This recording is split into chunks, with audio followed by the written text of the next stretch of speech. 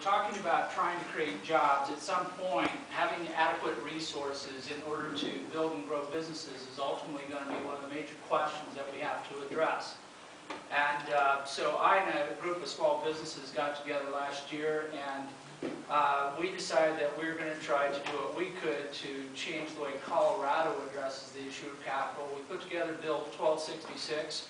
I feel right at home here today because Pete Lee was a sponsor of that bill, and that bill went in front of Larry Liston's committee, so everybody's here in the room who was involved with that particular bill. So we got a lot of lessons learned. I admit that when we went at this, I was a novice. I didn't know what I was doing. I was treated very kindly and friendly by people saying, this isn't going to work the way you want to come at this, but we really like your thinking outside the box when you come back again next year. And so what we did is over the summer, I happened to take a position with Regis University. We put together a group of volunteers, and through my work at the Regis University, we started to address this issue of what's been going on in Colorado. Over 270,000 jobs have been lost, and as Fred indicated, there's no indication that El Paso is necessarily going to be any better or worse than any other county. We don't see a lot of jobs coming back in the near term. A lot of these jobs need to come from small business. Colorado statistically has had as much as 95% of net new jobs come from small businesses. And one of the reasons why small businesses are not creating the jobs today is this lack of access to capital. That's all forms of capital. That's debt, financing, factoring, private equity investment, angels, VCs, everybody. Every kind of money that somebody can get to pay for the operation of a business. So we put together the Colorado Capital Congress, and we are going to attack this issue. What can we do here in Colorado to make more money available to businesses? Our goal was to fund job creation by creating this additional capital. And as we went through this, and as we had our dialogue amongst all the people who participated in this event, which was kind of like a smaller group of this, but with a very narrow focused capital, the thing that became obvious is that a lot of the businesses felt that the cure to capital was for them simply to ask for it. There was no question of, they weren't getting to where's the money coming from, why would you get the money, why would I give it to you? Capital is an international world market. We have to compete for money every day at every level in every market by every business. And one of the things that we could do in the state of Colorado that would be dramatic for our goal here is to improve the quality of the offerings.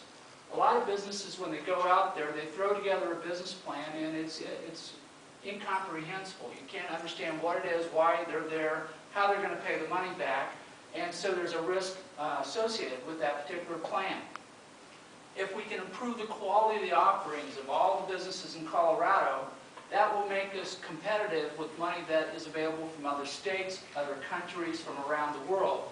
So we looked at the question, what can we do to make what we're doing here in Colorado for our businesses better? The other thing that we came up with is reducing the time and cost of gaining money. It used to be that if I was raising capital for a small business startup with a good team and a good plan, 6 months of chicken dinners would get me where I wanted to go. I would ultimately find an investor who liked that particular deal who would sit down and write a check for that deal. Well, because people have become scared of the economy, the instability, what money is out there is pulled back. We now talk about maybe 200 chicken dinners instead of 20 chicken dinners, and there just simply isn't enough time to go out again and again and again looking for money in this fashion.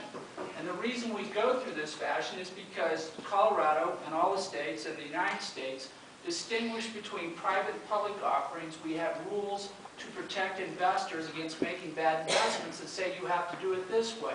And it's almost like a game show. You walk in, says, can I talk to you about this?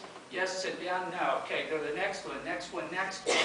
And so this becomes a very time-consuming, very expensive process that retards the ability of a small business to very quickly and efficiently find an investor who is interested in what they're doing, who's ready to put up the money.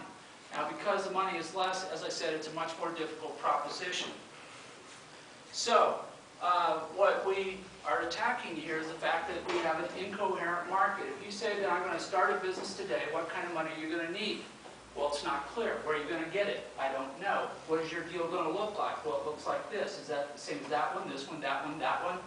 Nobody can tell you. There is no continuous flow from start to finish of the product life cycle of where you're going to get your money, where it's going to come from, who's the source, what's the criteria for getting the money, the price of the money, any of those things. And this is the way it was when I started doing businesses here in Colorado 32 years ago. It's just as crazy and incoherent as it's ever been. Okay, we need to deal with this. We need to think about, can we do it differently? Can we do it better? The other thing is we have an outdated regulatory structure. Blue sky laws, which generally refer to raising capital, were started in Kansas in 1911. And then in the 1930s, we passed the 34 Securities Act. Okay, there was no internet at that time. You typically did things only in your backyard. International was very, very infrequent. The world has changed. So why are we using rules created by some people trying to do the best they could 80 years ago? Why are we still using those same rules today?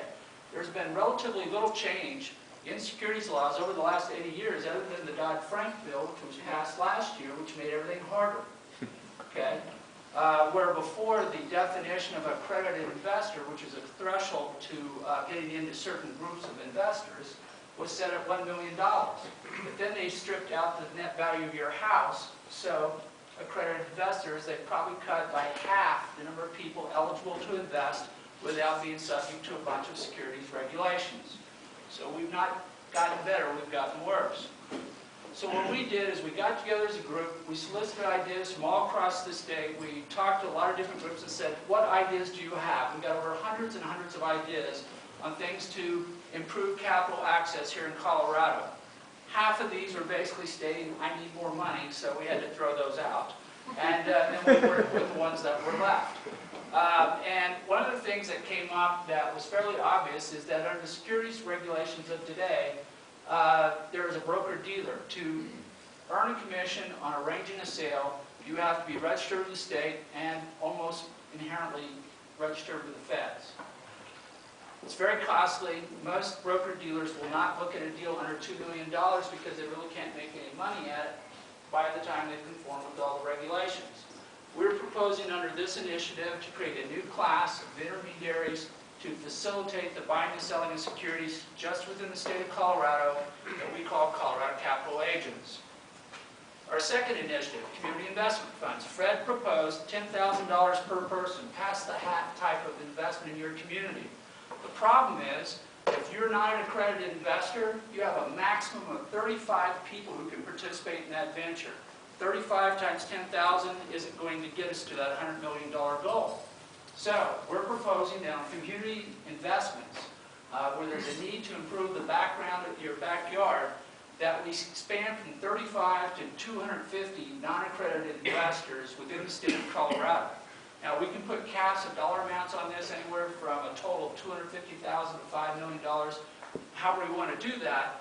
But we need to stretch the parameters because an accredited investor today represents only the top 3% of income earners in the United States.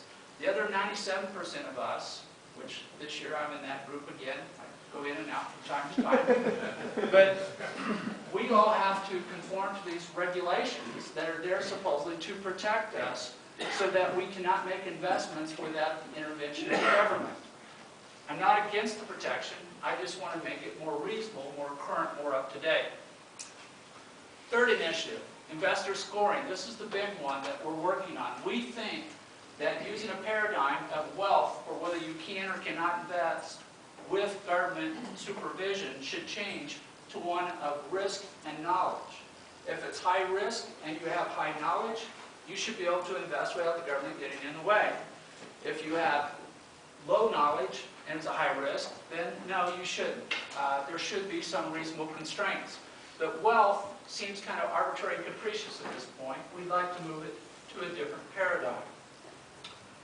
Fourth one, L3Cs. This is a new type of business organization that is structured intentionally to receive investments from foundations. And it's been adopted in 11 other states. It's been tried here twice and failed twice. We still think it's a good idea, so we include it within our group. Number 5, this is not